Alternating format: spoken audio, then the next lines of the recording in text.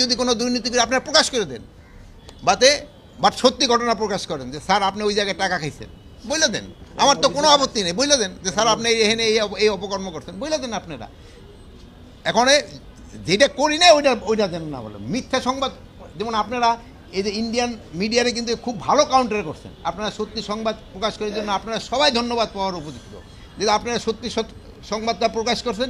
এই জন্য কিন্তু এখন আরও কিন্তু ওরা খুব একটা প্রচার করতেছে না, এখন কিন্তু তাকে অনেকটা কমে গেছে। এরকমভাবে আপনারা সত্যি সংবাদ অবশ্যই প্রকাশ করবেন, এবং আপনারা যদি সত্যি সংবাদ প্রকাশ করে দেন ওই ক্ষেত্রে আমাদের কিন্তু অ্যাকশন নিতে সুবিধা হয়, যে এদের সত্যি ঘটনা আপনারা প্রকাশ করেন। যদি আমি দুর্নীতি করি আপনি প্রকাশ করে দেন। একাডেমিতে একটা শৃঙ্খলার জনিত কারণে যদি কেউ আউট হয় তাকে তো নেওয়া হয় না। এটা শুধু পুলিশ একাডেমিতে না, আপনারা জানেন আমাদের পুলিশ একাডেমিটা কিন্তু সবচেয়ে পুরানো এবং নাম করা।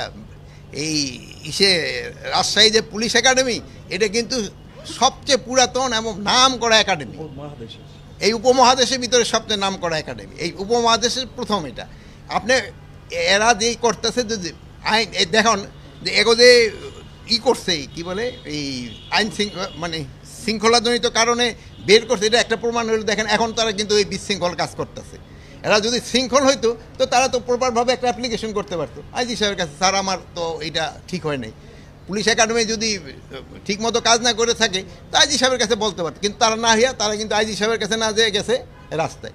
এইটাই তো বোঝা যেতেছে তারা উচ্ছৃঙ্খল ছিল। আর এটা তো সব একাডেমিতেই হয়, শৃঙ্খলা ক্ষেত্রে তো আপনি রাখতে পারবেন না। এটা তো আইন শৃঙ্খলা রক্ষাকারী বাহিনী, তখন এখানে তো অশৃঙ্খল কোনো কাজ তো অ্যালাউ করা যাবে না। আচ্ছা, ভালো থাকেন, দোয়া করি।